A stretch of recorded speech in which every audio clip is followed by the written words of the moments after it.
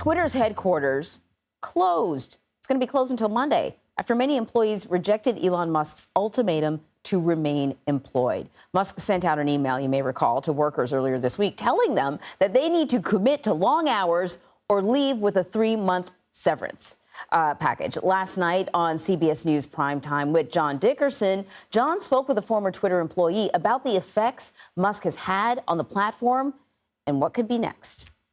We've already seen an increase in abuse. There was a study by Tufts University that looked at Twitter pre and post Elon. And internally, we saw that there was a 50% rise day to day in abuse claims. Wow.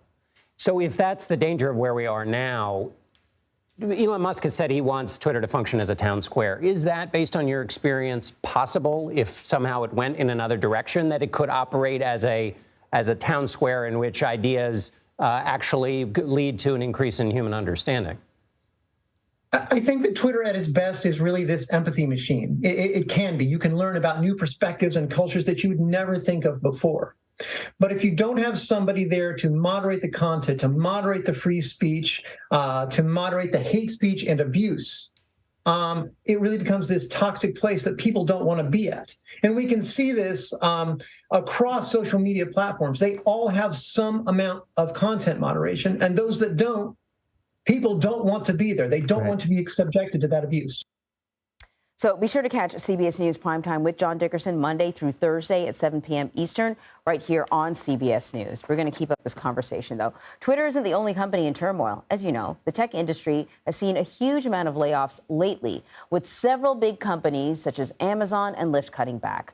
More companies have announced plans to let go of staff. And just last week, Facebook's parent company, Meta, shared that it was laying off 11,000 employees, or 13% of its workforce. So for more on all of this, we want to bring in Richard Lawler. He is a senior news editor at Verge. But let's start with the latest news that I woke up to, because I wake up at like midnight, that the Twitter offices are locked. First, you demand that people return to the office, and then you say you're not going to feed them anymore because there's not enough of them there, and then you lock the doors. Was there an explanation as to why the offices are closed? There hasn't been a public explanation of this process yet. As you may know, now that Elon is running Twitter, similar to other companies that he runs, the communications department has been mostly let go and is largely unresponsive. So an official explanation of what's going on is something that we're not hearing. But so, yeah, it certainly seems like a plan that maybe wasn't completely thought out. Yeah, this is like part of a theme, right? So, you know, you mentioned that the PR people are not there, so you can't get an official response. I'm curious, though, about who exactly is gone from Twitter when we talk about this mass exodus. We know that you know, Elon Musk really likes engineers. So I don't know if he's gone out of his way to keep sort of engineers, but were the departments that we are seeing the biggest losses? Well, we don't know exactly who has decided to accept his offer right away. Just because of the kind of haphazard nature you offer this deal with 3 months of severance for people leaving, and the offer to kind of stay and join this extremely hardcore new culture. And we know that many people have left, that many of these people are critical, that some of these people were in meetings or in Zoom meetings with Elon Musk and some of the people that he's kind of working with to run the company now, where they were asking them to stay, and people just started logging off of the call. As my colleagues Alex Heath and Mia Sato reported, multiple critical teams are now either completely or near completely resigned.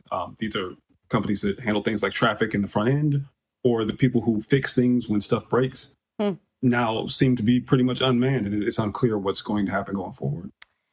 You know, I just want to ask you sort of a general question. I remember a few years ago, like the conversation was Wall Street can no longer attract the best and the brightest because they're all getting into tech because it's a great work environment and it's good money and you can play ping pong and all of that sort of stuff.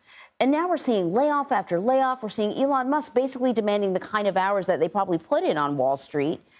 Has tech sort of lost its golden allure for the best and the brightest?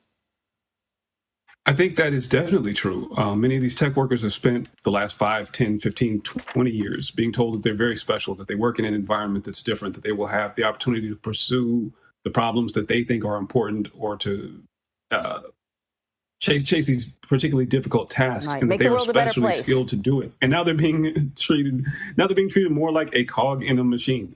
When you look at what is happening with Twitter, with people choosing to leave yesterday, these people had to make that decision after just days ago they saw half of their coworkers laid off. For what reason exactly? So the company culture that they maybe joined or had enjoyed being a part of is no longer there.